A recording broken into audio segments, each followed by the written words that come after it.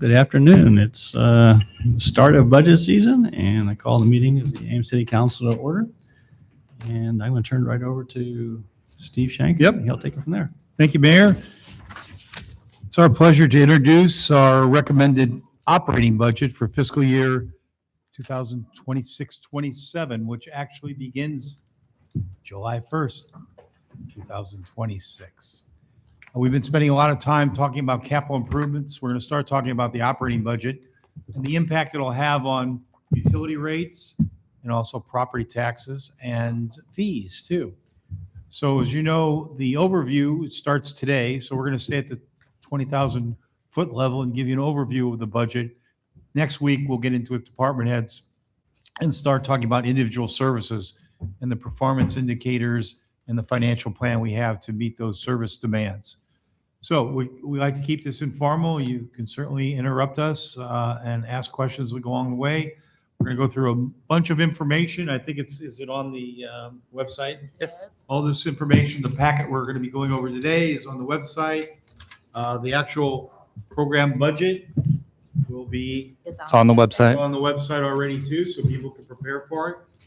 Just so you know, the final decisions won't be made until February 10th, Tuesday night is when you make your final decision. So these are all just absorbing information. We're asking you to absorb the information from today and next 3 days, next week, and you'll make your final budget decision. So there's plenty of time for the public to review these documents and offer some final bits of feedback before you make your final decisions. Okay? Why don't we start off with Corey? Corey will start us going through the packet of information. Thanks, Steve. I'm going to start with as Steve mentioned, this packet is posted to the city's finance website under budget overview.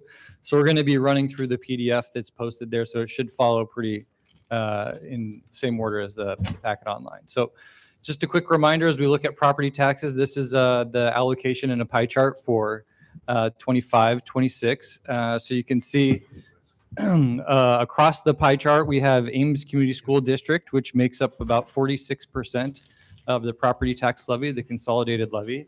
And then we also have the city of Ames, which makes up about 33% of the levy. Story County makes up about 18% here, and then DMAC makes up about 2.5%.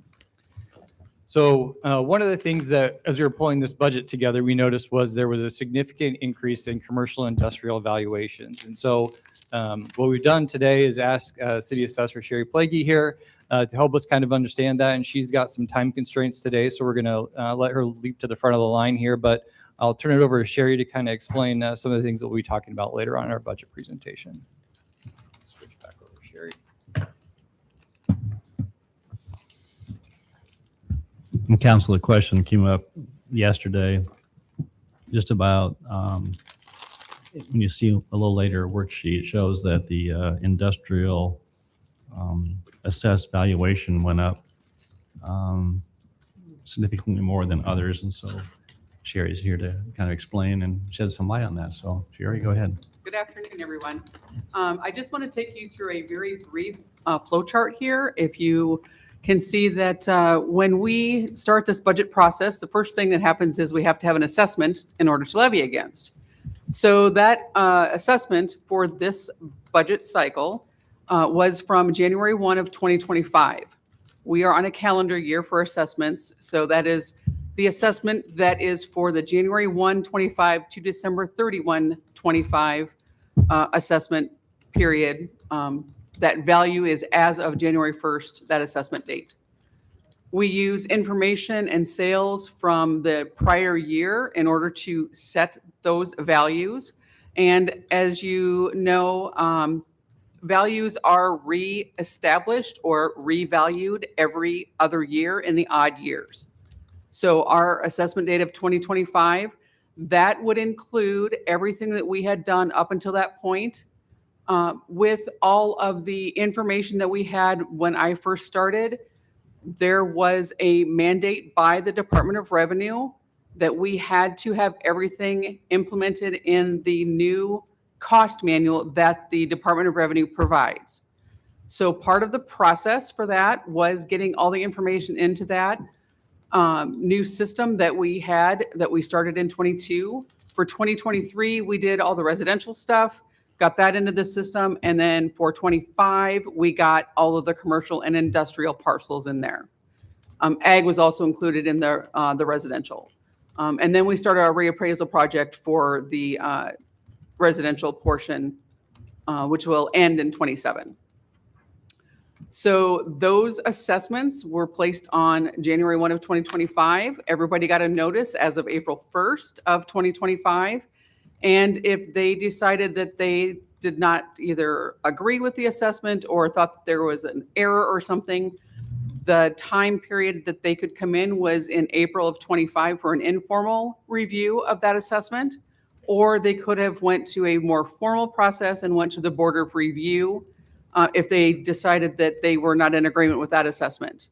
And that was in May of 2025. Once that is completed, unless they go on to either PAB or district court, those are final assessments. So we only had one property that actually did appeal that was industrial.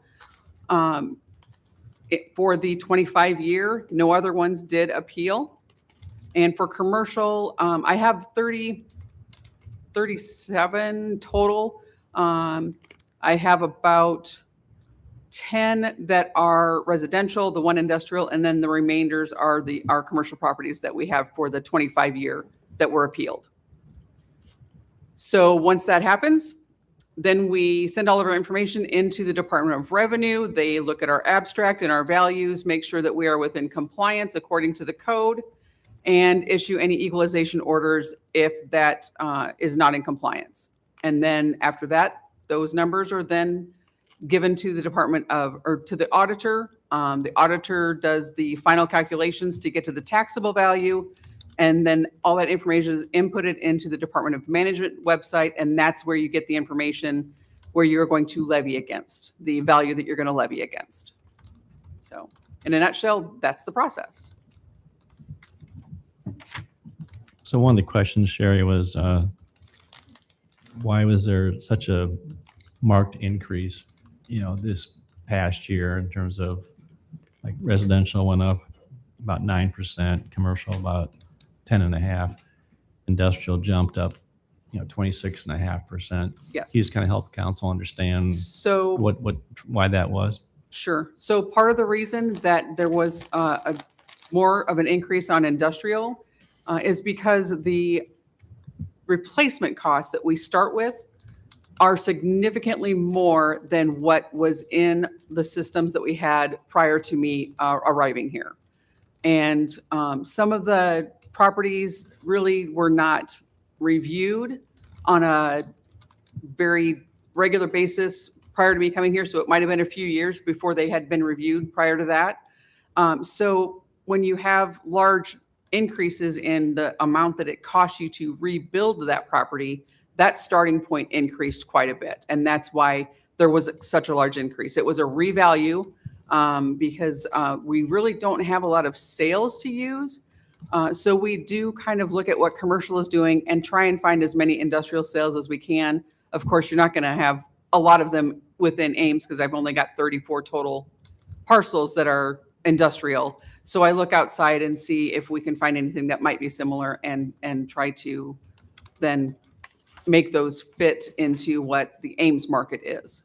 So we make adjustments and go from there. So And the one industrial that appealed, what was the outcome? that has not even been set for appeal date yet. So I cannot tell you that. How many of the appeals that we see, especially for commercial, are what you would call routine? Oh, probably at least a third of them, or not, maybe even half. Sure. Those are the ones that are appealing every time. Yeah. I've heard that maybe some large corporate players appeal every time. So Yes, you'd say a third to a half of the appeals we see are routine. routine, at least every 2 years or every 4 years. Most of them are appeal on every odd year Thank you. in general. Okay. And Sherry, what is the schedule now that we've got the reassessment for these industrials? When's the next time they will be reassessed? So the procedures that are recommended by the Department of Revenue is that we actually do an on-site inspection every 4 to 6 years on every property within our jurisdiction. But we do look at all of our information and sales every 2 years, because every 2 years is a reassessment cycle. And every 2 years, I have to send my information into the Department of Revenue to make sure that they see that I'm within the parameters that were set by the code. And so the reassessment of the industrial is on the same schedule as the reassessment of the residential? Correct. It was just a little bit behind us getting everything into the system, into the new software system, because we really did concentrate on the majority of the properties that we have here, which are the residential.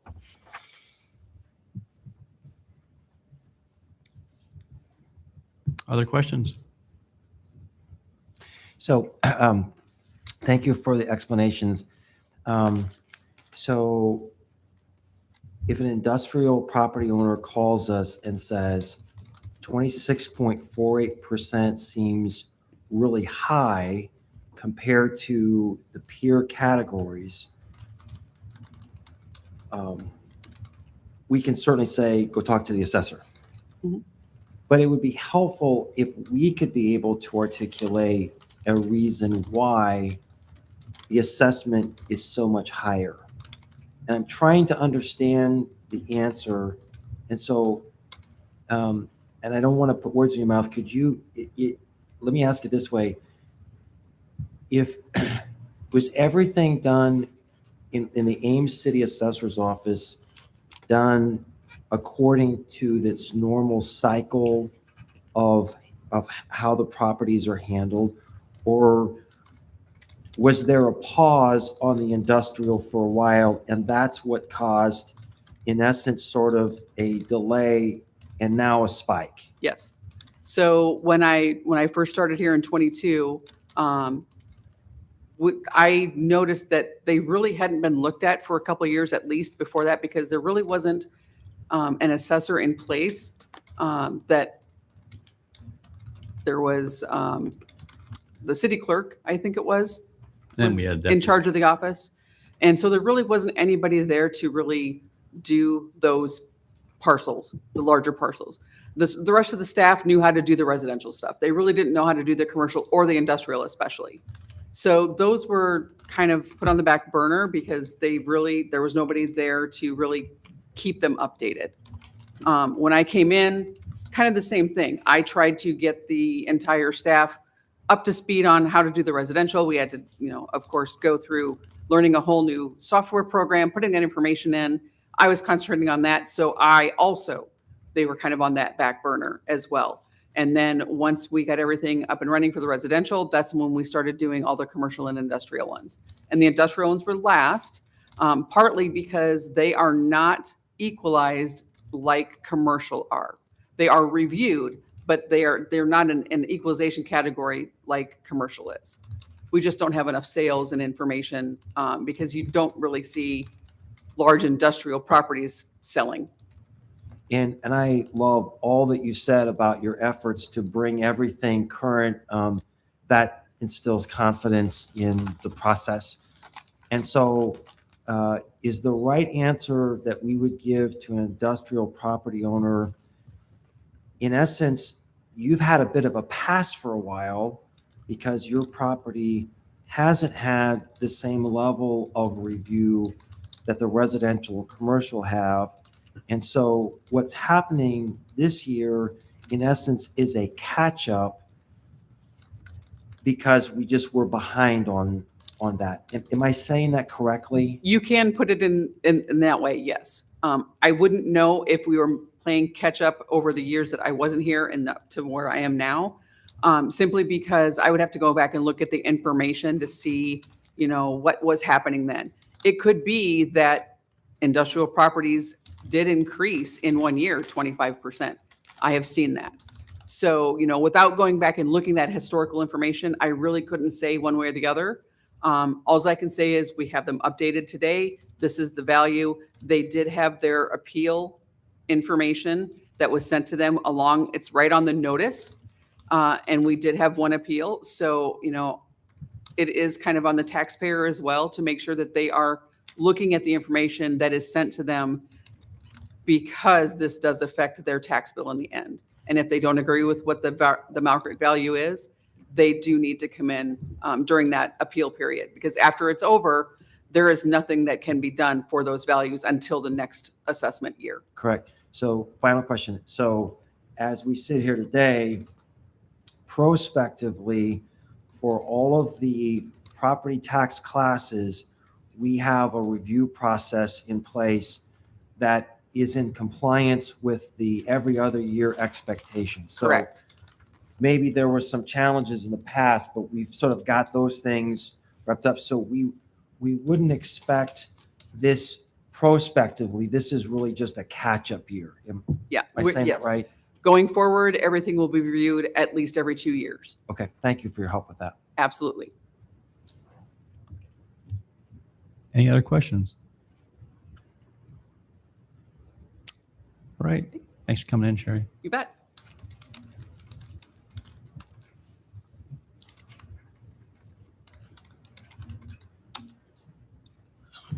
All right, we're going to move back to the PDF slide here. Again, this is just a pie chart of where the consolidated or proportionate share of the consolidated levy is intended to go. Scroll down.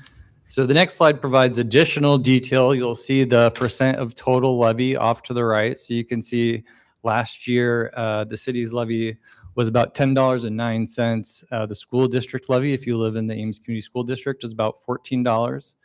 And Story County's levy was about $5.78. And then DMAC charged about 76 cents, for a consolidated rate of about $30.64. That was 2 years ago, excuse me. That was 24-25. For 25-26, so that's the year that we're in currently, the city's levy rate is $10.30. The school district's rate is up just slightly at $14.05 or 6 cents. Story County's rate went down a little bit, about 34 cents. You can see to the right there, for about $5.44 for a consolidated levy of $30.58 or thereabouts. So again, this is the change column. You can see year to year the change in each individual levying authority's levy and the percent change, and then the percentage of the total levy. Go on to the next slide. So this is kind of this is really one of the keys of why we're here tonight, to talk about our property tax levy. And so we're just going to run through the slide, kind of working left to right, but first we'll start at the top. So the taxable evaluation for the last fiscal year was just over $3.6 billion. And so that was a 2.6% increase from the previous year. With all the valuation adjustments made by the city assessor, our taxable value is $3.8 billion. That's a 5.86% increase. And then, of course, we have some taxable value that's utilized to calculate our TIF reimbursements. Kind of working back to the left side of the page, we have the different types of levies. So there's really 4 types of levies that we focus on. The general levy, the employee benefits levy, the transit levy, which supports our SIRIDE services, and the debt service levy.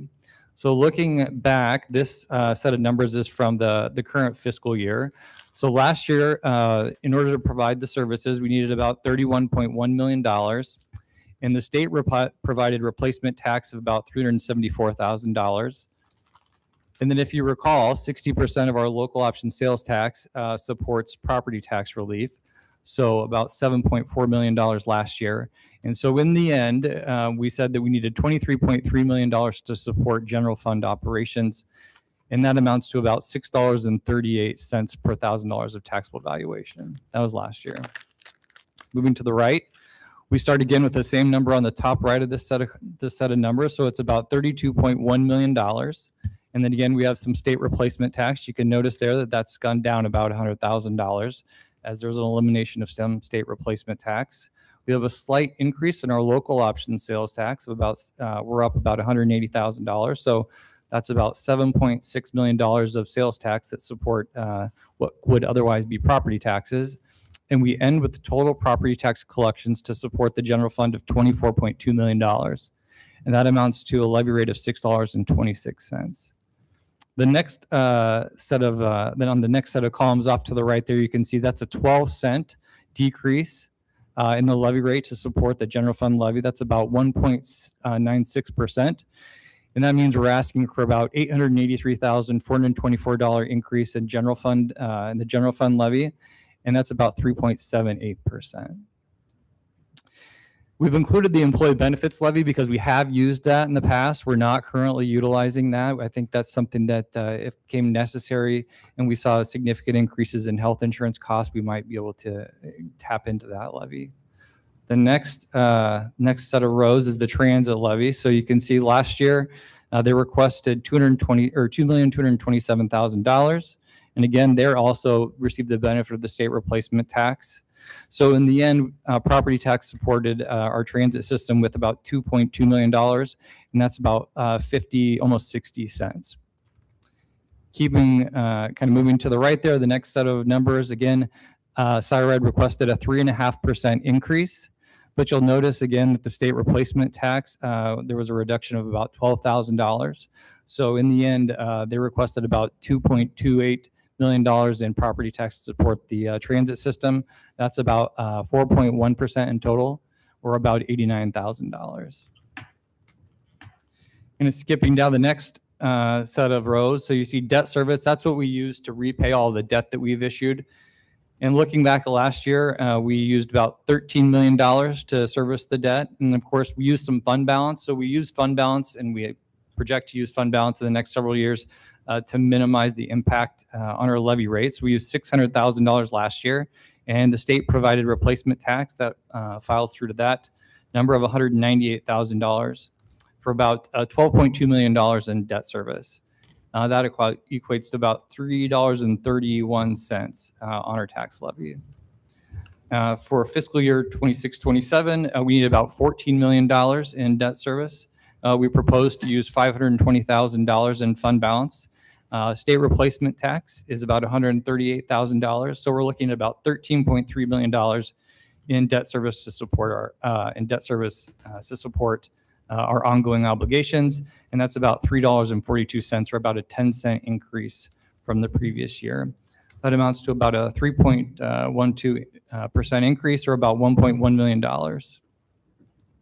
So kind of looking down at the bottom line here, last year, again, our levy rate was $10.30, and we collected about $37.7 million in taxes. For the upcoming fiscal year, we're looking at about a rate of $10.27, and that amounts to about $39.8 million. And that's a 3-cent increase in the rate, or about 0.31%. And that results in about $2.1 million. That's a number to remember in increased collections, or about 5.63%. Decrease in rate. Decrease. Oh, sorry, decrease in rate, apologize. I think one thing that's, as we move on, we'll talk about it a little bit more, but one thing of note is this does include some of the debt service that we expect to fund the fire station number 2. So that is included, and it's a little bit higher than we would normally see in a standard year, and we'll get to that in a future slide. So our general levy rate at that 3.78%, that's kind of, I mean, everything other than debt service, I mean, and transit, I guess, too, gets added in. But that would be sort of like our rate of growth of typical services. Yeah, I would say that's pretty standard that across the years, unless there's something unusual. That's also a good point. That is the number that's capped by the state legislation. So this 5.86% is relative to the cap of 3.78%. So in rough numbers, it's about a 2% reduction in the amount of taxes that can be collected. So thanks for pointing that out. Thank you. The next slide shows. Corey, do you know, sorry, go ahead. do you have any idea in the debt service approximately how much the fire station makes up? Because the point is, if the fire station hadn't been proposed to be on the ballot, we would see even a bigger decrease in the levy rate and the tax asking. And this is something that the voters overwhelmingly approved to move forward with. So, if I remember correctly, we thought it was about a 2% increase in the total levy rate, because usually we're about 4%. So we thought it was about a 2% increase But this only includes about $7 million worth of the fire station. So it would probably be, 14 or 15 cents maybe on the levy rate. And Corey, is some of the funding for R3C in this as well? So Start. no, that's a good question. The transfer station, is abated by that utility, and so that doesn't flow through the property taxes. And we'll talk about that when we get to debt service. But we expect about $750,000 worth of debt service for that project. Okay, But because it's abated by the utility, it doesn't get calculated into this number. not here. Okay, thank you. The next slide shows the year-over-year assessed and taxable valuation. So kind of looking from left to right, we have our different property types, residential, commercial, and industrial. And the next set of columns is the current fiscal year. So we have about $5.1 billion in residential and assessed value, so on and so forth, down through commercial, industrial, and to our utilities. And then the next set of numbers to the right is the taxable valuation in that fiscal year. So you can see we have at the very bottom of that page, we have about $3.6 billion in taxable valuation. The next set of columns is for the current fiscal year or the upcoming fiscal year. So you can see we have about $5.6 billion in assessed valuation for residential, 1.3 for commercial, about $229 million for industrial, and then about $17.6 billion for utilities.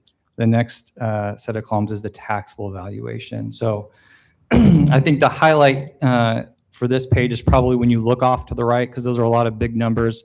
We look at the percent change year over year. So you can see the assessed value was up about 9% for residential, but that amounts to about a 2.3% increase in taxable valuation. And that's largely because of the residential rollback.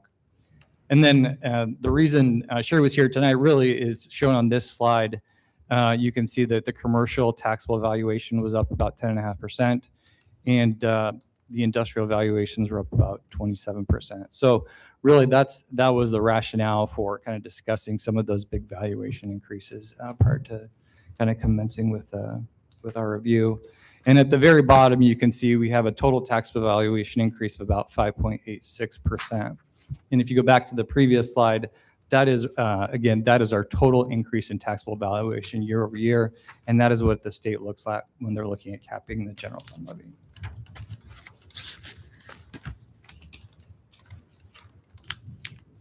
So the next slide attempts to show where we have those increases in taxable valuation. So what was the cause of that increase in taxable valuation? So if you look at the top, there's lettered columns. You can see column A is the total change in taxable valuation. That ties to the previous sheet by property type. So you can see we had about $57.4 million in increase in taxable valuation. About 16.8 of that was accounted for by new construction. So think new home construction and property improvements, those type of things. And then we had about $11 million reduction. Typically, that's properties moving to exempt status. And then we had a big change, a revaluation of about $214 million.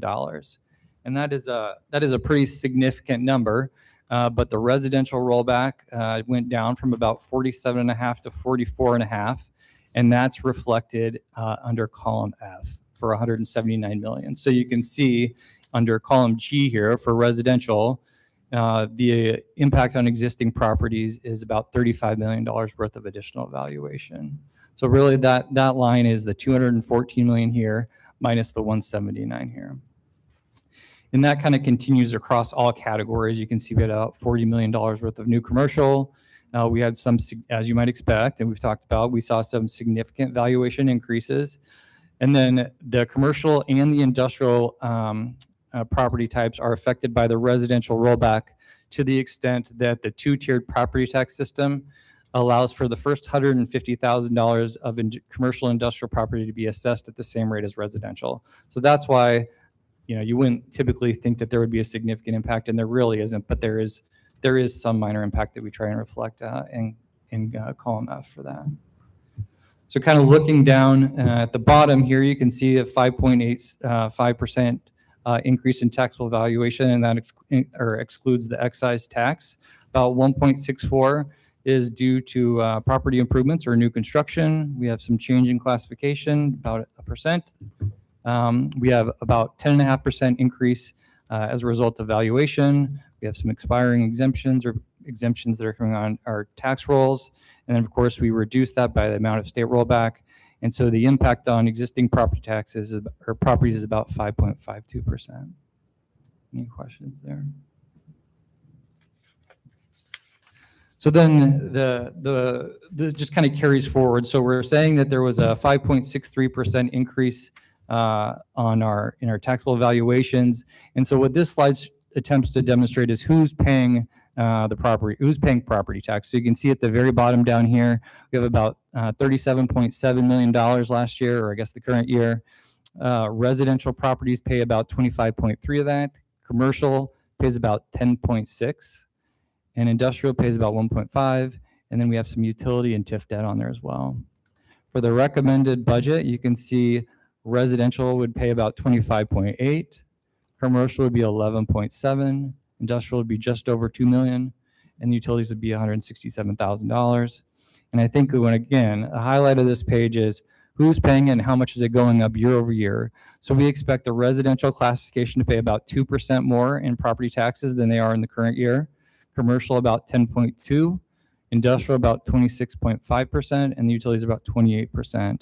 And if you look again down to the bottom down here, that's that $2.1 million that was on a previous slide, and that equals about 5.63%.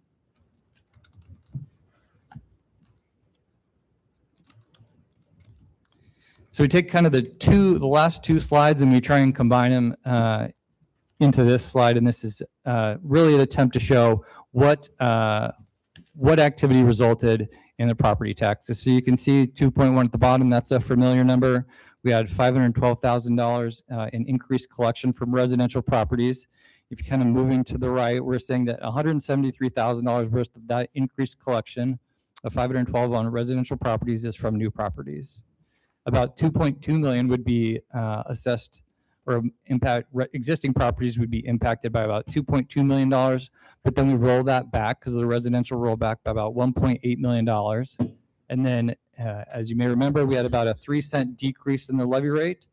And so you can see the impact for the residential property classification would be an increase in property tax collections of $339,000.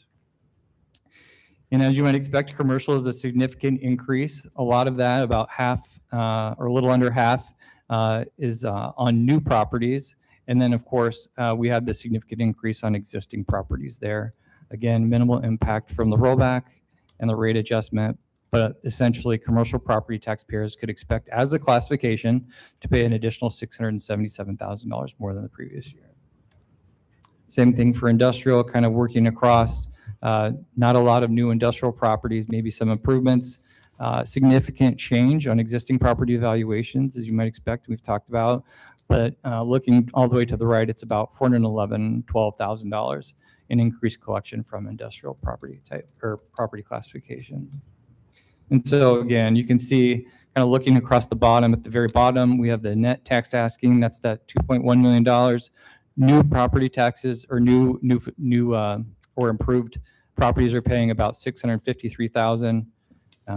Again, there's a significant increase in the valuation, which would obviously result in a significant increase in property taxes for existing properties, but that's adjusted by the rollback.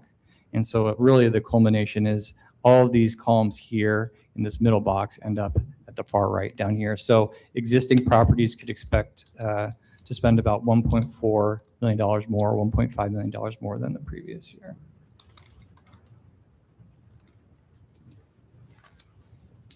So one of the things that, as we looked at this, became a little bit interesting is Sherry talked about some significant increases in commercial and industrial valuations. Was what does it look like year over year? Because we do see significant swings based on residential rollback or move between classifications. And so we took kind of the average change year over year from FY22 to FY 2027. So that includes the upcoming budget. And so you can see on an average, the residential classification expect to spend $994,000 more on a year over year basis, or about 5.4%. And commercial, about $292,000, or about 3.15%. Industrial, about $106,000, which is about 5.5%. And then I think one of the most interesting things is, on average, we've collected an additional $1.3 million on an annual basis, or about 3.84%. And so I think what this is trying to show is that we may have a significant impact in commercial industrial property tax collections this year, but on average, when all things are equal, over the last 4 or 5 years, it's a little bit more equivalent to one another when looking at a historical basis.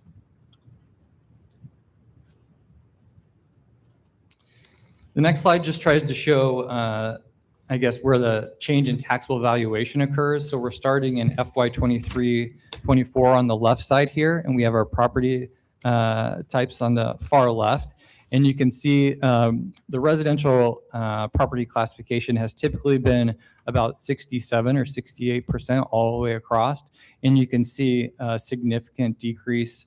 I guess it's a noticeable decrease, maybe not significant, to 65% for FY 26-27. And again, that is in accordance with, again, a noticeable increase in commercial and industrial percentages. And so that's really trying to show kind of where the valuation lies in the city. And on the far right, we do have the assessed value. Again, the real impact to the property taxes, though, is taxable value. So that's the rationale for only having one. Okay, on to debt service. So I guess the thought on debt service is that we want to minimize significant swings in our debt service. And so we were fortunate enough to have a pretty significant debt service fund balance. You can see that at the bottom of the page here. So about $4.8 million at the end, projected at the end of FY 25-26.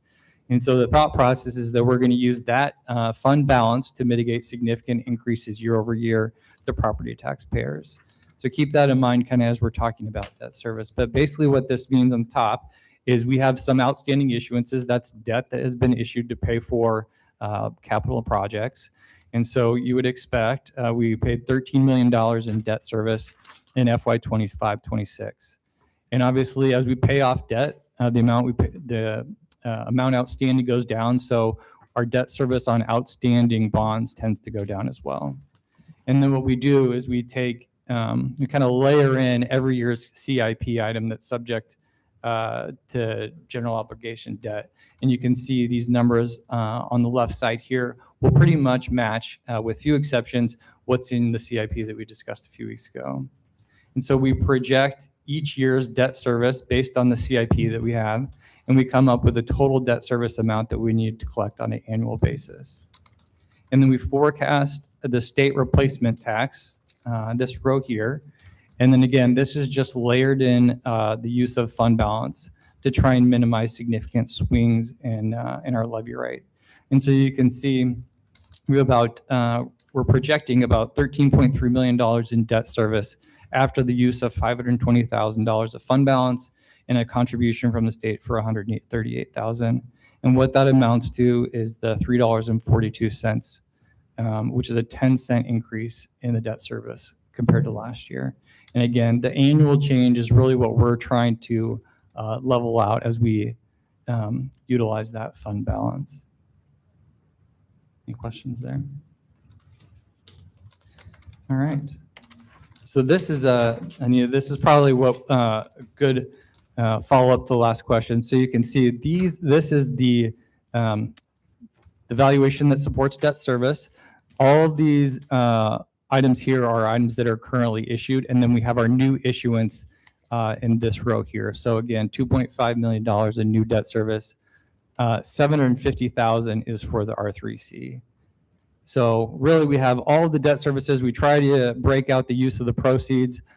We abate some of those things. So obviously, sewer, storm sewer, resource recovery usually. Some public radio that are supported by our utilities, that's abated. So that means that's money coming from other funds into the debt service fund so that it doesn't impact property taxes. So kind of looking down at the bottom, we're suggesting about $15.6 million in debt service, which amounts to about $14 million after the debt service abatement. And so that amounts to about $3.59-ish cents. And then we use the state replacement tax again of 138,000 and fund balance of 520. And so we get down to about $13.3 million in debt service. And that's about $3.42. And that matches the initial slide in the tax levy. Again, this is an unusual year for us. We have some pretty significant issuances. We have almost $7 million in fire station cost issuances. And then we have a really significant increase in our 3C campus. You can see about $22-ish million. And again, that's highlighted because that is an abated amount.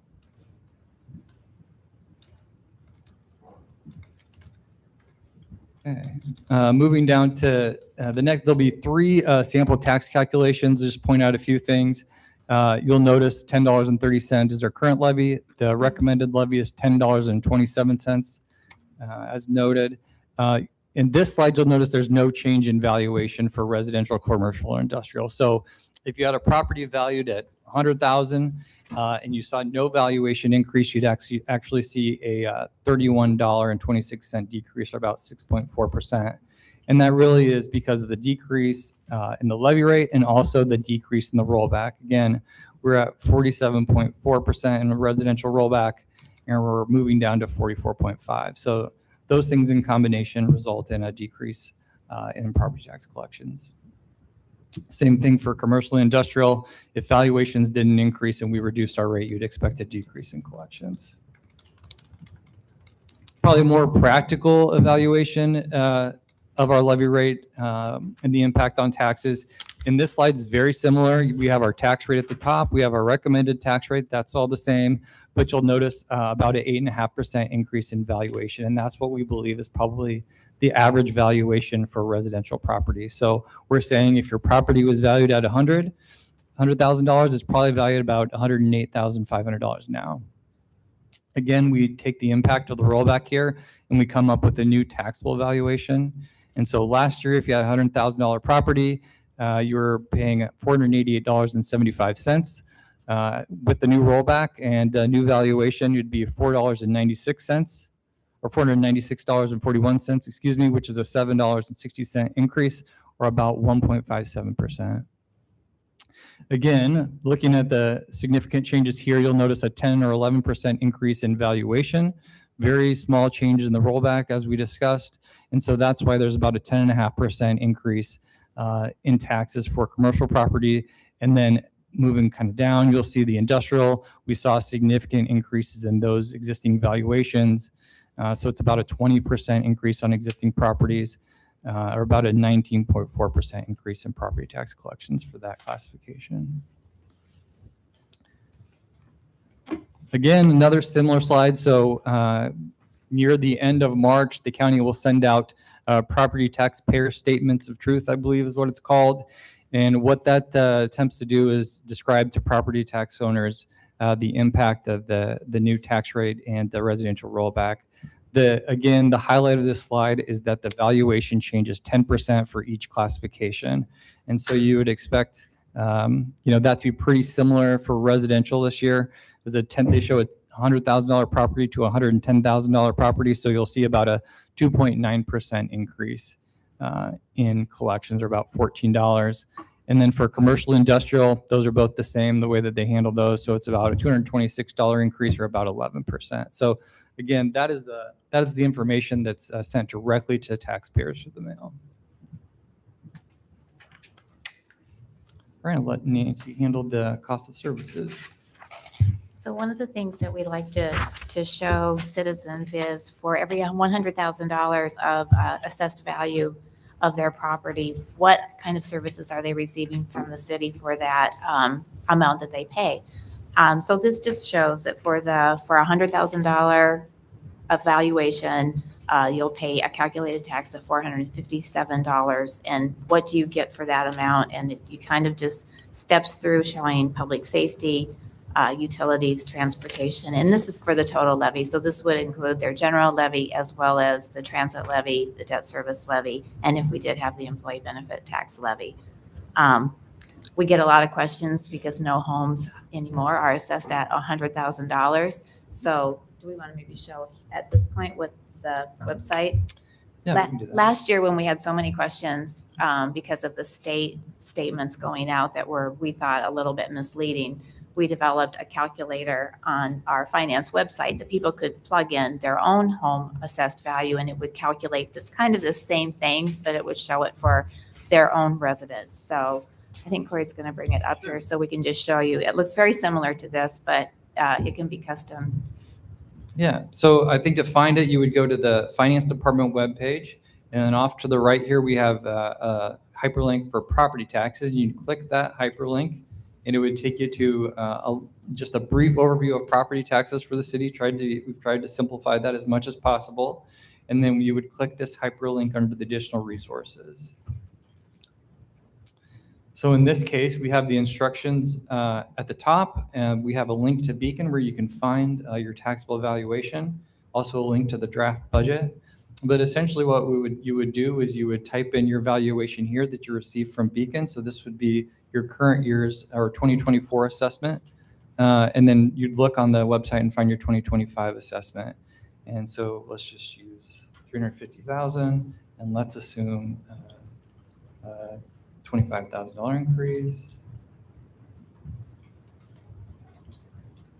And so then it would calculate the impact to your individual property taxes. And I think one thing that is important to point out is this is your city tax rate only. We don't provide that kind of information for the other levying entities. We're trying to show where really your property taxes are being spent. And then of course, we And have what percentage is that of your total tax bill that you'll receive? about 33%. 33% of your total tax bill goes to pay the city of Ames tax operations. And we do get some questions sometimes about like which levy, goes for kind of which service. And so I'd just like to point out that for the general levy, by far the largest component is the public safety component for law enforcement and fire protection. The larger amount down under transportation for streets and traffic would mostly be due to the debt service levy for bonds that we've issued for street and traffic projects. Great. Nancy. So this is a 5-year history of the city's levy rate. You can see starting on the right side, there's the proposed levy.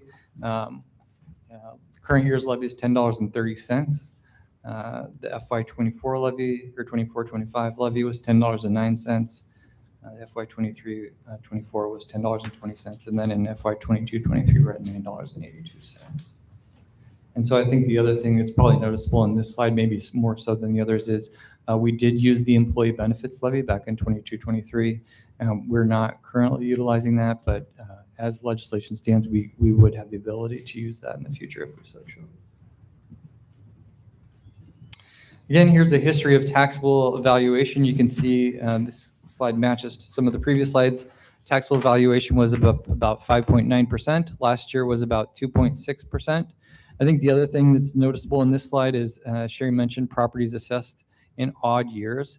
And so you'll see most of the time, in most cases, with the exception of maybe COVID-related years, you have more significant increases in odd years. And so FY 18-19 significant increase, that was probably COVID impacted or other impacts or other factors. Looking kind of further down along the line, FY 24-25 was a more significant increase at 4.6, and then FY 26-27 was the 5.9. So as we look at valuation increases, we're really looking at those odd years. Next slide shows taxable valuation versus assessed valuation. So the blue line here is taxable valuation, and the orange line is assessed valuation. I think one of the things that's a little bit noticeable on this slide is you'll see that the blue taxable valuation kind of remains stable across the graph, but our assessed valuation continues to climb pretty significantly. And so I think that really is a result of some of the legislation that we've seen, and also we're significantly residential. You saw that in the last slide. And so as the rollback continues to go down, we see our taxable valuation go down as well. The next slide is taken from the Iowa Department of Management. They have a calculator where you can look up any city in the state, and it provides some of the trends for that community. So looking off to the left here, from 2018 to 2025, the city's assessed property has gone up about 47%. And in the orange color here, CPI during that period is about 24%. We've increased our collection about 25%, and our population's grown about 5%, an estimate. And I think one of the things that is interesting about this is that our tax collections, the city of Ames tax collections, have pretty closely mirrored inflation, and that's without population growth. And so just wanted to point that out, that these aren't numbers that we generated, and you can look these up for any communities. In fact, there's a tool to compare to other communities. But again, if you go to the Department of Management's website, it's right at the top. There's a whole bunch of data and information that's not directly from us, but you can kind of do your own research if you're interested. Again, one of the best ways to gauge how we're doing in terms of property taxes is to look at our peer communities. One of the things that we typically look at, yes, we look at levy rates, but we also look at the per capita collection. And so you can see we're kind of down second from the bottom there at $567, with Dubuque being just below us. They receive some gaming revenues that help them balance their budget. And again, that's as valuations differ from community to community, tax rates differ from community to community. We're always looking to see what is the level playing field, or how do we compare to other communities, taking some of those things out of play. So I think from that standpoint, we're definitely near the bottom for some of our peer communities. All right. That's it. So as Corey mentioned, when he was showing the property tax rate, we needed an extra $883,424 in additional funding for the general fund for this year. So we'd like to take a look and kind of figure out, like, why did we need that? So this slide kind of walks through and shows like some of the changes in some of the larger revenue categories that we had. And then it also kind of goes through like what the changes were in expenses.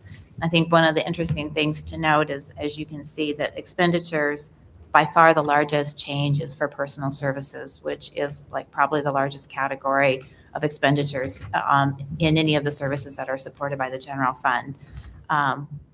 It is up 4.4%, but that does include an additional firefighter. That's the only general fund FTE that was added for fiscal year 26-27. And then as you walk down, the other levies are listed at the bottom with the additional amount they need, and comes down to the total additional funding we need in total of the little bit over $2 million to support all of our services and debt service for 26-27.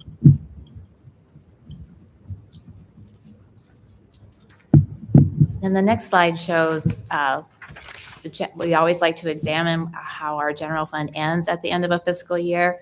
And so for the end of fiscal year 24-25, we went through all of our revenues and expenditures to see how revenues came in. You can see they were a little bit higher than what we had projected. Expenses were certainly like $2.9 million lower than what we had projected. So that left about $3.5 million in additional general fund funding at the end of fiscal year 24-25. But 2.4 million of that 3.5 were largely CIP projects or other department projects that they needed to complete, and those were carried over into fiscal year 25-26 in the adjusted budget. Those would have been amendments that you would have approved in September in our first amendment.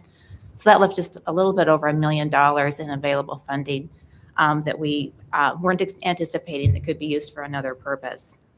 So then in fiscal year 25-26, as we work on the adjusted budget, while we're also working on the 26-27 budget, we relook at all of the departments, and we try to account for any vacancies that they have in personal services and identify any other savings that we might have.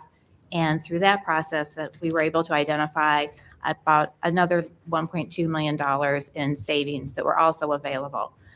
Leaving a total of about 2.1 million that we could use for one-time expenditures is what we recommend usually for this funding. And Steve, do you want to go over the list? What you're recommending? Again, this balance was basically built up, available balance, because of increased revenue from our investments over what we adopted. Also the number of vacancies we had throughout the year. But I also want to give credit to our department heads who do an excellent job of making sure they only spend throughout a year what is needed and not what is budgeted. So If at the end of the year there's coming in under budget, they don't try to spend all the money they have. So therefore, we have savings that are made available to us. As always, I try to use these funds. This is a good thing for us because you'll see the list on page 24. These are items that normally we would ask for, or be requested in our operating budget. That would be capital items. But of course, we're already at the maximum allowed by state law, so we wouldn't be able to do these very important or needed items. So this provides funds that we can use for that purpose. So I have a list here. You'll see there are a number of law enforcement capital items that I'm recommending. Now, when you'll see these will be placed in the 25-26 adjusted budget, spending it this year. So we have a number of items there in law enforcement, fire department capital, which I'm recommending, parks and recreation, and also some improvements to City Hall, including a renovation of the courtyard, which needs some extensive renovation and some trimming and removing of trees for this fiscal year. Then we have finally some transfers that we get to use to beef up certain funds that we think is needed. So we have some transferred into our scholarship fund. You'll see funds there.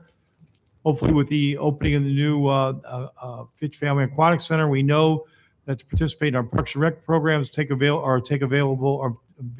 availability to our indoor and outdoor facilities, swimming facilities, it is costly for families. So we want to provide a scholarship fund for people who can't afford it. So we're beefing up that fund too, our scholarship fund. The council has a priority fund for sustainability projects, yet to be determined sustainability projects that would help you accomplish your climate action plan. I'm requesting we move money into that fund to keep bolstering that. We have a larger priorities fund for additional capital projects. These are capital improvements projects. Once you have prioritized those, and we've listed 5 or 6 over the years, you could use those funds to help reduce the cost to the taxpayer because we would have cash available to write down those projects. Parking fund is an issue we've had over a number of years. We've warned you that the rates we are charging now are not sufficient in the long run to sustain the operating budget and capital needs in that fund. So I had to bolster that fund up given the 5-year projection of the CIP now. We're asking about $50,000 into that fund. But I want to warn again, I think if we're talking about a downtown plan that includes a new parking ramp downtown plus our operating costs, we're going to have to bring a consultant in to relook at our whole financial strategy for the parking fund because we'll have that new capital improvement we'll have to finance too. Also, we're beginning our recycling fund. Hopefully we'll be announcing an exciting new curbside recycling operation in the near future.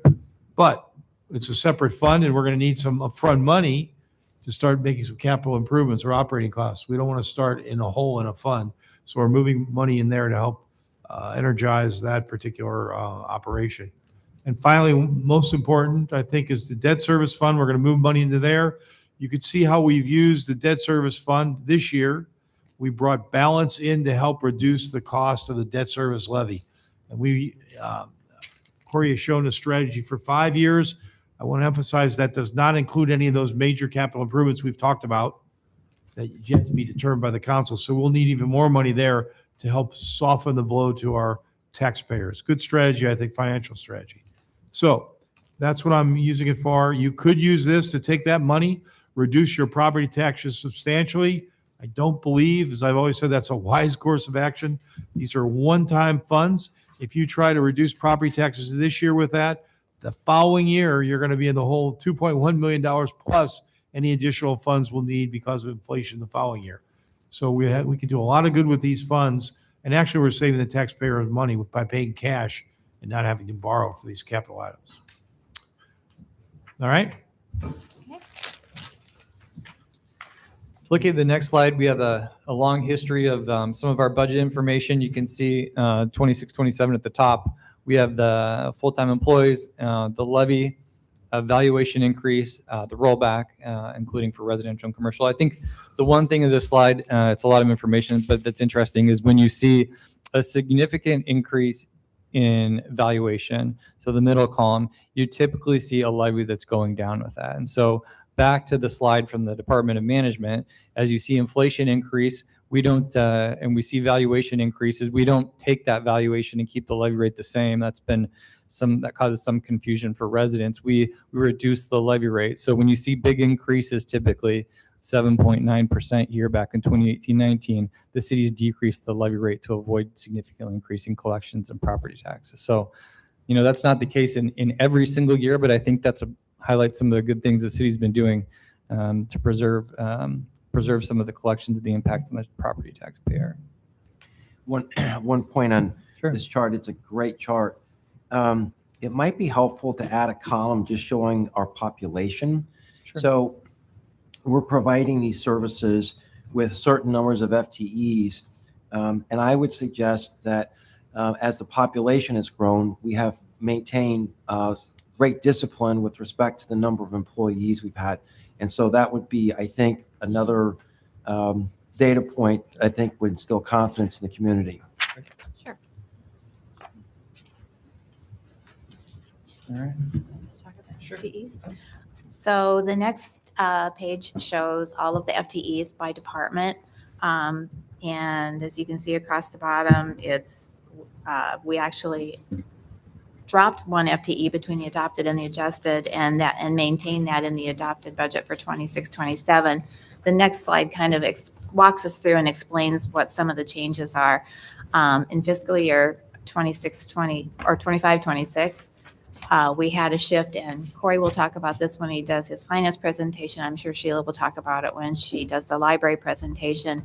But we combined the IT staff that the library had in their facility with our IT staff to provide more consistent service and better security.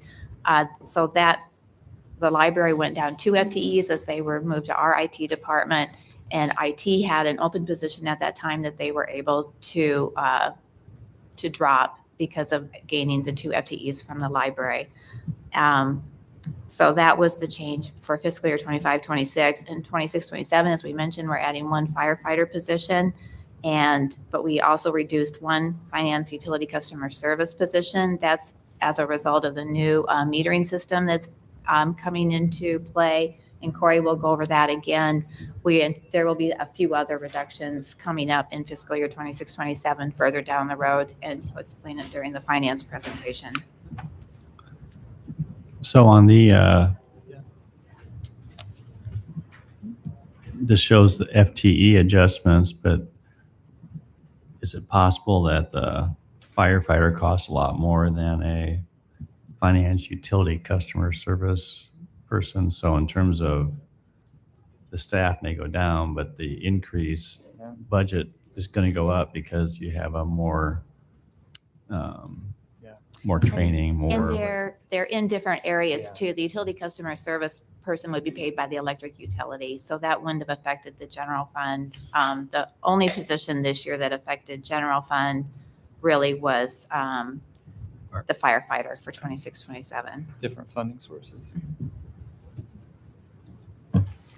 Okay, talk a little bit about utilities. We have kind of amended our strategy the last couple of years to do smaller incremental increases. And so I think we've discussed this in the past. I know the department heads for the utilities have discussed as well, but we're forecasting a 1.5% increase for electric rates, a 3.5% increase for water rates, and a 5.5% increase for sewer rates. And again, those are really to support significant capital projects that we are undertaking now or will be undertaking in the future. And we need that revenue to support the debt service related to those projects. We have a kind of a little asterisk next to storm sewer. There's no projected increase in our storm sewer fees this year. The subsequent 2 years, we're talking about a 20% increase. And just a quick highlight, that seems like a significant sum, but our ERU is currently $5.20, so that amounts to about $1 per month. So just a little bit of clarification on that. And then, of course, as we prepare to construct the R3C, we're recommending tipping fee increases from $75 to $85 per ton in the upcoming year, and then 85 to 95.11 in the next year, FY 27-28. Again, that's to support that utility. And again, of course, we don't have anything on this sheet regarding recycling. We expect that to be a feat or utility to utilize fees in the future, and we'll be able to provide some more information on that as some of the contracts are finalized. So as we typically do, here's kind of a bill sample for a median use residential customer. So 600 kilowatt hours of electric and 600 cubic feet of water. So you can see the current rate for electric during the summer is $81.54. Storm sewer is $5.20, as I mentioned, $31.98 for water and $34.79 for a total bill of $153.51. So looking down below, you can see that the rate increases amount to about $1.22 in electric per month. Again, that's our summer rate. $1.12 for water rates, and $1.91 for the sewer rate. So about a $4.25 increase month over month as a result of the increases. And so looking kind of down here, it's $159 in terms of total bill, or about a 2.74% increase. We also provide median commercial customer. That's a 600 kilowatt hour customer and 150 or 15,000 cubic feet. And again, current numbers across the top, and we expect the current bill to be about $7,693. And we expect that to increase about $95.56 for electric, $21.80 for water, $29.71 for sewer, for an increase of $147.07 per month. That amounts to a new bill of about $7,840, or about a 1.91% increase. All right. We did provide, as part of the packet, some of the town budget meeting notes. We also talked a little bit about that when we did the council budget issues. Next thing we would like to talk about is some of our park and recreation fees. The proposed budget includes a 5% increase in about 37% of our recreational fees. And as we discussed amongst us, about 71.8% of the fees for the recreational programs are covered by user fees. We're recommending a 5% increase in the Ames ISU arena fees, a 5% increase in the Homewood Golf Course fees, and then a 7% increase in the cemetery user fees. We do have a list of the adjusted fees as part of the packet. I think he's been voted on and approved by the Parks and Rec Commission. Was last week? It was last week. Also, a little bit new to this year, we've included some information related to permit fees. The proposed budget includes, a recommended budget includes a 5% increase in building fees. And so we've provided the impact and the updated rates on that sheet. I think probably more beneficial is the value or the information at the bottom of the sheet, and provide some examples in terms of differences. So an $8,000 deck improvement would be $2.59, and then so on and so forth. And then additionally, in an attempt to align revenues with some of our expenses for the rental housing fee, we're including a 5.75% increase in rental housing fees. As you can see, the amount of increase decreases based on the amount of units included with each facility. So the increase is off to the right, and you can see that decreases as the number of units increase.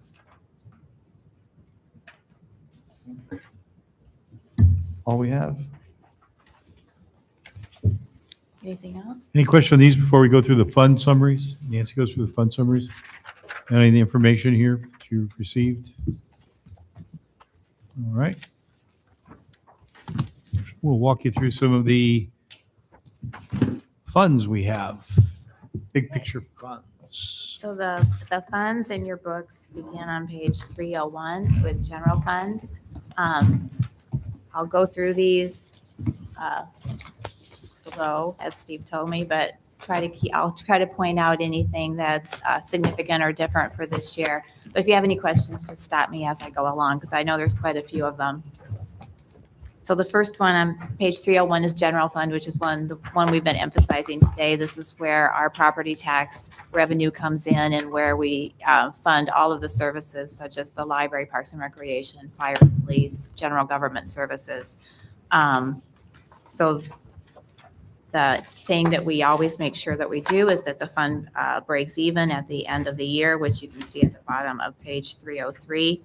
All of the things that we discussed adding into the adjusted budget have been included in here, and you can see that the adjusted budget came pretty close to what we were projecting for the ending balance when we adopted this budget for fiscal year 25-26. Then beginning on page 304, we have local option sales tax. This is one that, as Corey brought up when we talked about budget issues, the revenue has actually been pretty flat for the last year.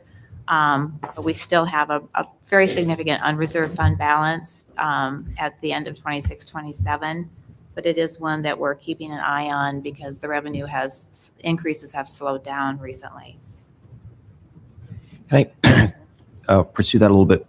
So I asked about this yesterday in the briefing. I am concerned about the trajectory of the local option sales tax.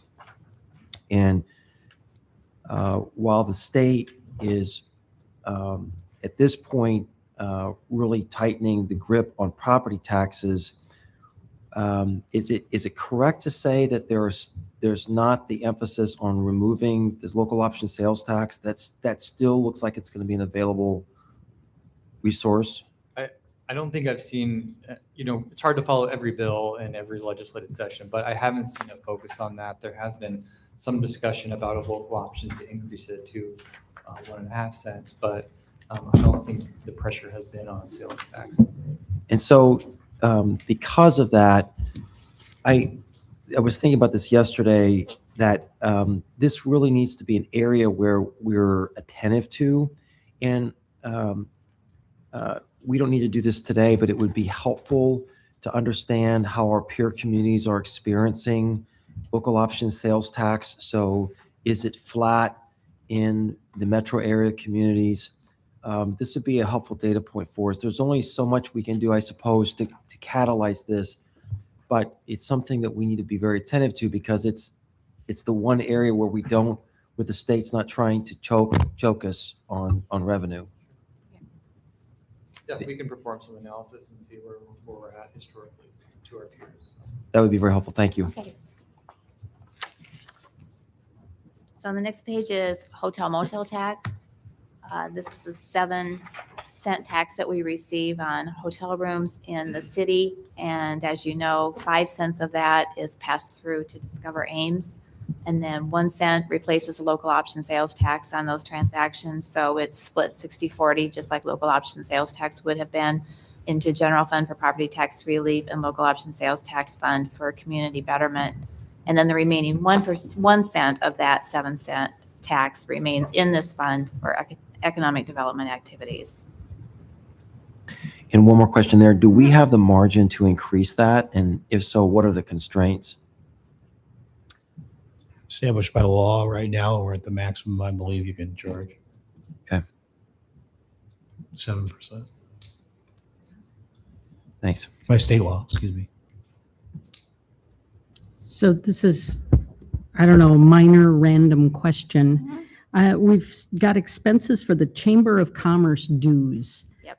Is that something that should be reflecting the Alliance as opposed to the Chamber of Commerce, since they've rebranded?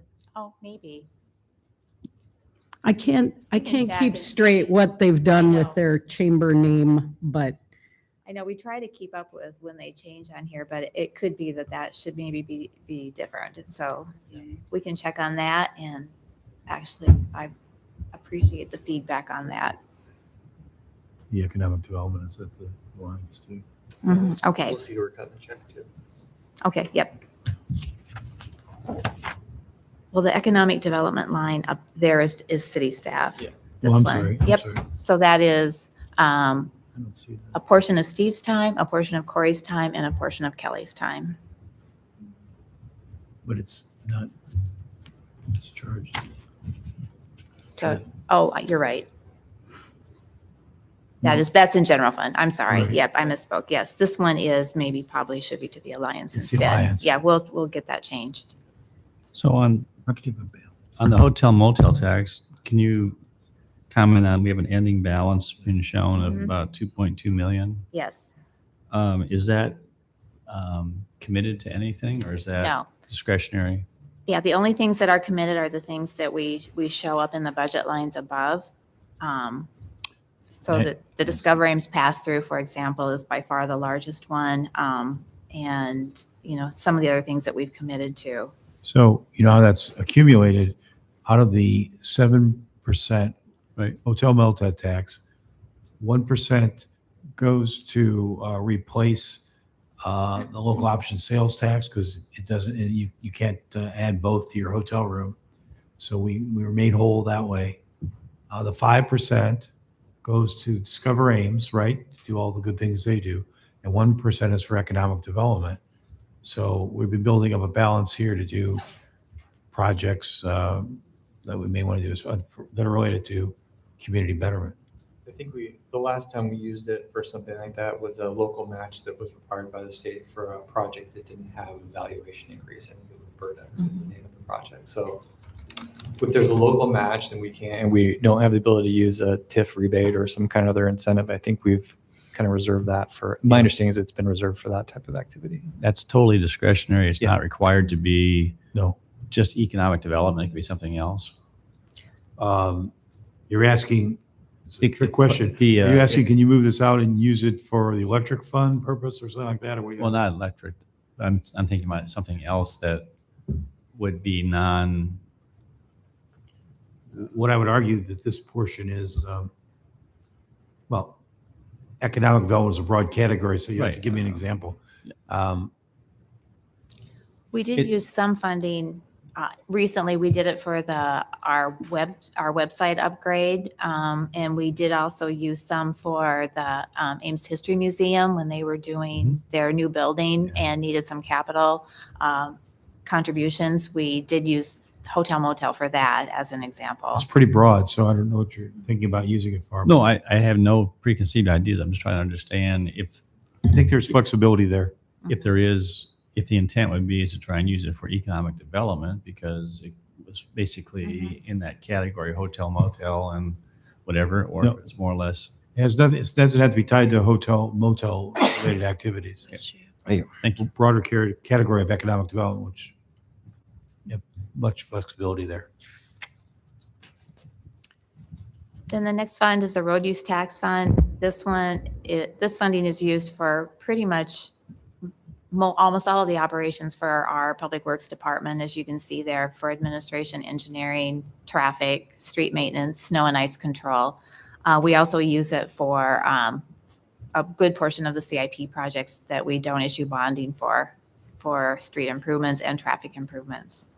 This one again has leveled off recently. So we're keeping an eye on it to see what happens with the funding in this fund as well. Is that trend because of state or federal, or it's just a blip, or Yeah. what do you think is happening? I think coming out of COVID, we saw some pretty significant increases, and I think it's kind of leveled out. And Okay. I think we were maybe a little bit behind in some of our forecasting, so we got a little bit more aggressive. And now I think we've probably caught up to more realistic numbers, and we'll probably have to mitigate, some of those bigger increases and be a little more conservative to make sure we're not, over budgeting some of those things. Okay. Thank you. Nancy, Mhm. another one of those. No, tell me. things- I'm glad to get these. Well, I've just looked back again at the hotel motel tax, and I see the mention of the Ames Convention and Visitors Bureau in the introductory material, Oh, thank which you. does not match up with Discover Ames. Yep, we will correct that. We spend a lot of time looking at the numbers and not so much looking at those headings sometimes. That's okay. So is the road use tax affected by the role of electric vehicles? Yeah, there's I'm sure it is, obviously not buying fuel there. If you buy, if you have an electric vehicle and you charge at not at your home. So we have a few charging stations. There is a tax on that.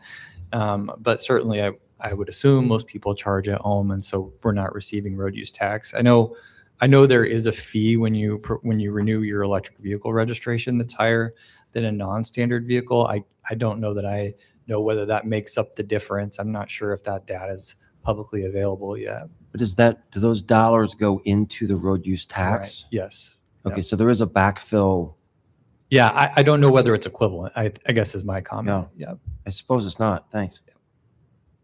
So is the zeroing out of the economic development rise repayment, is that the payment that we were making because of fewer jobs at the research park? It is. And the last one was this Okay. October, so it's done now. I'm sorry, where was that at? It's the last of the expenses operations Yeah. category. We Out just of were road use tied to tax. Kiva jobs that weren't created. Mhm. And by our contract, the university split the cost of that Yeah. payback that was required with us. So this is the last payment. So we paid our portion of it out of the road use tax fund, and so this was the last year of it. And when we get to the economic development fund, you'll see the last expense for the Iowa State portion, and then the last year of the reimbursement as well. So police forfeiture is the fund that we use. We actually have two, one for federal forfeiture and one for non-federal forfeiture. That the police, they manage this funding, and it's evidence proceeds, and if sometimes we need to refund them, and sometimes we can keep them for other purposes. They need to use it for things that they are not budgeting in their own budget. And last year, we used this funding, the federal funding that we had received, to purchase the drones that they're using this year. And then public safety donations and grants, both the police and the fire department are really good about going out and looking for grants to do some of the improvements and purchase equipment or do training that we wouldn't have been able to include in our general fund budget. Animal shelter donations. This is for the operations of the animal shelter on page 310. It's not for the ones for the new shelter. This is their operating. They do a really good job at getting donations, and we do use them to augment their expenses, especially when they have things like very expensive cases of where an animal needs surgeries or something, or a hoarding case. We use this funding to help supplement the general fund money that's used for those services. And then on page 311 is the new animal shelter donations, and this is the funding that's coming in to fund the relocation of the animal shelter. Is that the animal shelter donations? Is that private donations, or does that actually include our transfer? No, this is just the private donations here. Okay. And then we have several funds that are related to the housing services program. And the first is the citywide housing programs. This is funding that was left over when we stopped having a county-wide housing program. And Vanessa uses this funding to for things that maybe are not eligible for CDBG or home refunds. So she uses this funding to supplement, what she can spend her money on. On page 313 then is the CDBG, the block grant program, which she'll go over with you when she does her presentation. We always budget that we're going to spend the funding that she receives. And we are budgeting for some program income for selling some of the lots on bigger subdivision. On page 314 is the home program, very similar. We know what our allocation is. For 25, 26, for 26, 27, for both of those programs, we just assume the same amount because she doesn't know what her allocation will be for the next fiscal year. And we show that we're planning to spend all of the funding in that fiscal year. So if I remember correctly, there was a sum of money that was not been spent yet. It was north of $1 million. Am I home. correct in terms of? Home ARP, are you looking at home ARP money? Yeah, That's on page 315. yeah, that's the next fund. And that is the money we were awarded coming out of COVID to use for sheltering, I believe. I can't remember exactly for sure what her restrictions are with it. And I think she's still working on a plan for how to spend that money. We have until 2030, I believe, to spend that. It's really spread over 2 years. So if you look at it, it'll be $1.2 million. And we'll talk about that at these, when we talk about program budgets, how you can use that. Mhm. One-time money you could use for facilities, not so much for operations, but it's one-time money, but we could talk about how you want to use that. This is just speculative, breaking in 2 years, but it's 1.2 million. Okay, on page 316 is police and fire pension. This was a fund that we had for years from when we went to the statewide system, this was money that was left over when we funded our portion of that system. We had funding left over that we retained, and we used it to move into the general fund to offset our pension contributions for fire for years. Steve and Dwayne, I believe, you saw spreadsheets for years where we were slowly using up that money. And we did finally finish using the last of it in fiscal year 24-25. So this will be the last year that fund shows in the book. Then on page 317, we have Parks and Recreation donations and grants. They're another department that has really done a good job of pursuing grant funding for different projects. Some of these you've approved and know about recently. Kind of some of the larger ones is we have grant revenue of $200,000 for Ontario Park to build the bridge, and then another grant to build the bridge in Moore Park. So they've done a good job of doing that, and it definitely helps supplement some of our funding for CIP projects. And then we have the Parks and Recreation Scholarship Fund on 318. This is the fund we talked about where we're trying to build it so that we could use the interest to provide the scholarships instead of using up the funding that's in this fund. This is where you can see in fiscal year 25-26 an additional $167,523 being transferred from general fund into this fund. So at the end of 26-27, there's a little over $700,000 available. And on page 319, American Rescue Plan, we still have some funding left over. We have a couple of projects still being completed in 25-26, some utility expansion projects that used that funding. The auditorium HVAC system, which is completed now, used their funding this year. And at the end, we still have about $2.7 million left over in this fund that we can use for a different project. And on page 320, we have library donations and grants. We're fortunate to have Library Friends Foundation, who's very supportive of the library. And you can see the funding that they contribute here, along with, we also get some direct state aid money and other types of donations and grants. And the library uses this to supplement their programs and to do things that they wouldn't be able to do with their general fund allocation, to do additional programming and provide equipment. And on page 3. Excuse me, oh, before you go go on, ahead. can we go back to 319? Mhm. Correct me if I'm wrong, Corey, but the $2.7 million that shows the balance, these are the funds we programmed in to help with the 5 different housing developments. Remember, we use ARP money. So it doesn't show yet because we haven't actually approved those yet, but that's where the money will come from in our overall plan, if you recall. Sorry. Nope, that's okay. Page 321, utility assistance, which is largely the project share donations that you can contribute on when you pay your utility bill. And then we use that to help offset the cost to some people's utility bills. It's a program run through our utility customer service department. And then we have a little bit under miscellaneous donations. We had some bike license money here for years that we carried, but Damien spent it in 24-25, so that was good. We'd carried that money forward for a long time. We haven't sold bike licenses for a long time, so we were glad to see that money spent. He used it for some of the signage that you've seen around town. And then we do have a donation and a little bit of an expense in 25-26 for public art. That's to purchase the Hello sign that they purchased for down on Main Street, which is being paid for by the chamber, I believe.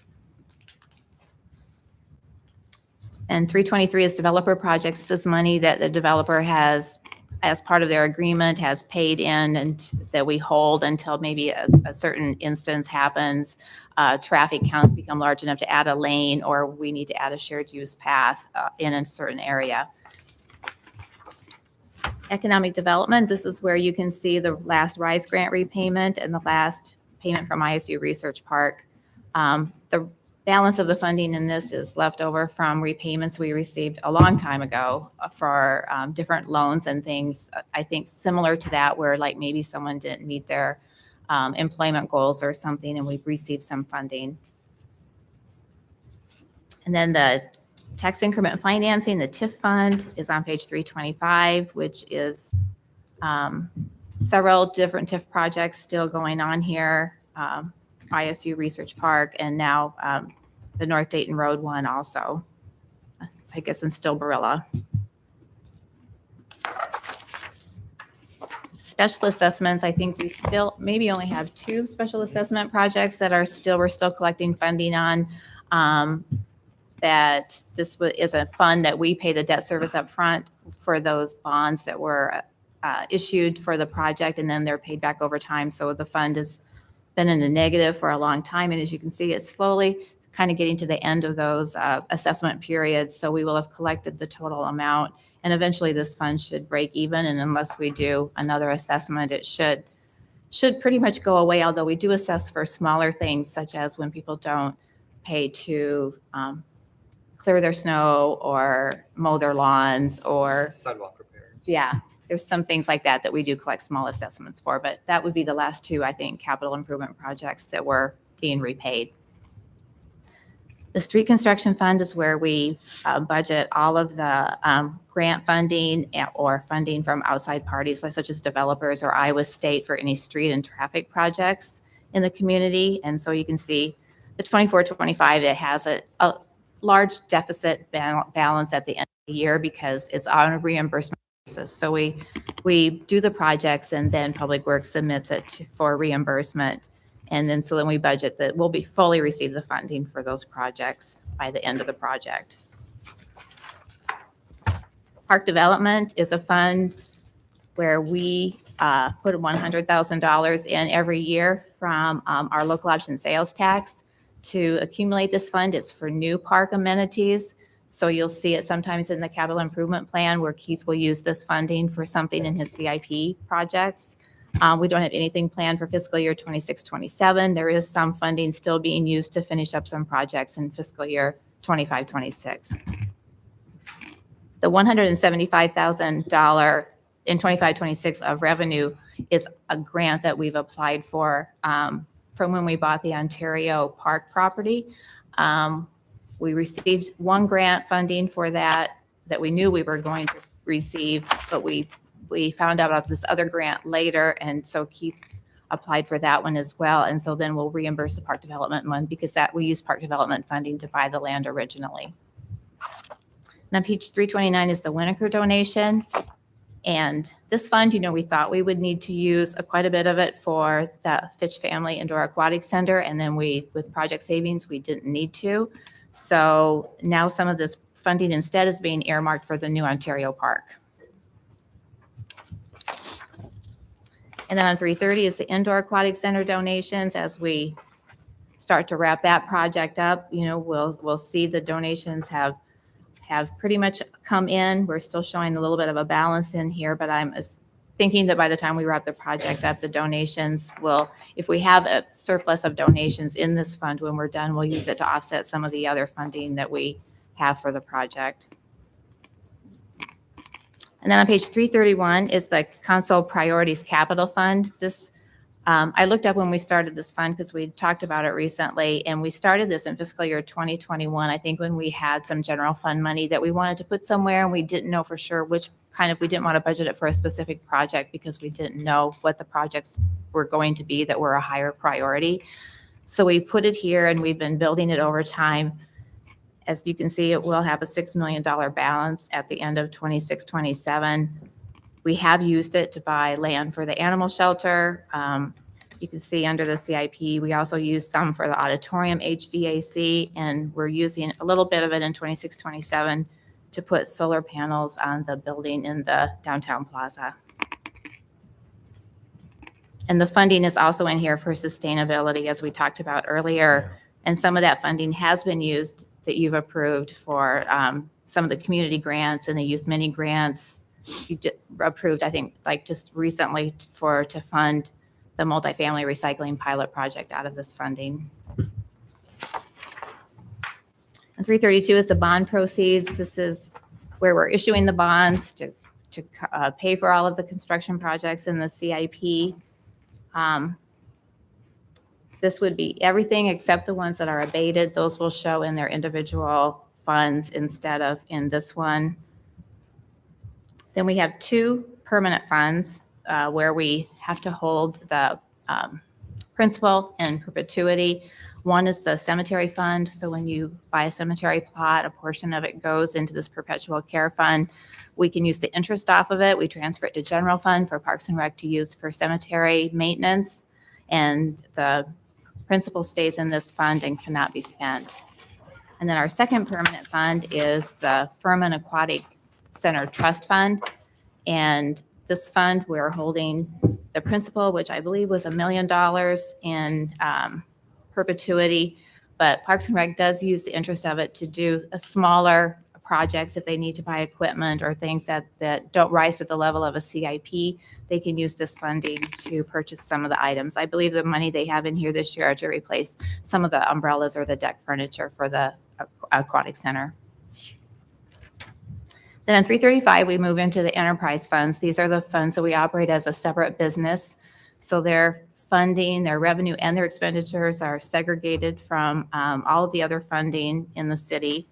So the first one is the Airport Operations Fund. This is just the operations of it, not any of the capital improvements. There's kind of two components to this. There's the operations for the airport, and then they also have a farm operation on some of their land. The net revenue that we make from the farm operation, we always transfer to their improvements fund to help with the local match for any capital improvements that are happening at the airport. We budget this just to break even. Iowa State, if we don't have enough funding to pay the debt service from when we built a new out there, Iowa State will contribute an amount up to the total amount of the debt service. We also transfer coming in from Airport Sigler Reserve. That was from when we sold the Sigler hangar at the airport. We put that money into a separate fund and we transfer it every year. Sort of satellite operations, we're still getting the lease payments. We did have to transfer a little bit more this year because Damien has some plans to replace hangar doors at the airport, and that we needed a little bit of extra funding to do that beyond what we could receive from Iowa State. And 336 is airport improvements. As you know, from looking at the CIP, there's a lot of large projects going on at the airport. We transfer in the funding from the airport farm to provide our local match for the grants, because most of the projects are funded through federal and state grants. It hasn't been enough with these large projects to cover it, so you have been seeing in the CIP where we have been issuing bonds to cover a portion of the local portion of these projects. And then 337 is Airport Sigler Reserve, which is the one I mentioned, where we put the proceeds from when we sold that hangar, and we are holding them here, and we transfer the funding to the operating fund to keep it level like it would have been if we were still leasing that facility.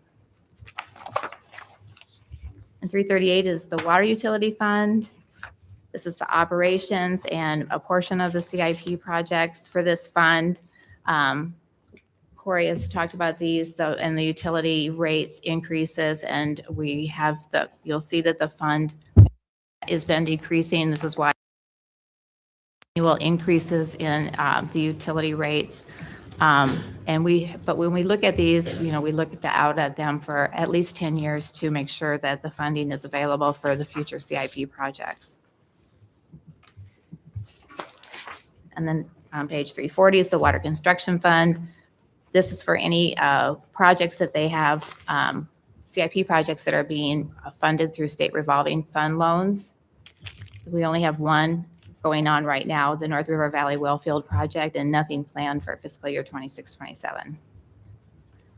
And then on page 341 is the Water Sinking Fund. This is where we're paying back the debt on those SRF loans. And on page 342, sewer, this is set up very similarly to water. We have an operating fund, which accounts for all of their operations, as well as a portion of the CIP projects. And again, we're using fund balance to draw it down over time, but we're doing utility rate increases to offset that. And we were fortunate to have these large balances to be able to hold utility rates at a lower level. They also have the sewer improvement fund for their SRF projects, which is largely the nutrient reduction project at the WPC facility. In 25-26, there are still some sanitary sewer system improvements that are going on through the Public Works Department. And they also have a sewer sinking fund for paying their debt. You can see the amount of the increase from, we paid 1.4 million in 24-25, and it's up to 2.9 by 26-27, and that's due to the nutrient reduction project and us beginning to make some of those debt service payments for that project. Then on 346, we start the electric utility. Similar to the other utilities, the operations here with a 4.2% increase, and some of their CIP projects. They also are going to be issuing bonds for some of their projects because, as you know, the thermal generation project has been one that we will issue bonding for. And then on 348, we have the electric sinking fund where they are paying, we're still making some payments on some older electric revenue debt. And 349, SunSmart Community Solar, we are still selling some of the power packs. And so that revenue is shown here, and it was always intended that we would sell those packs, and then gradually this fund would use that funding to pay down over time some of the costs of this program. I think we were all surprised that we were continuing to sell the solar packs, so the fund is going down a little bit less dramatically than maybe we thought it would. So how many packs are left? I can't tell from this chart. Yeah, I don't know. That might be a question for Don. We can have him included in his presentation. Yeah, thanks.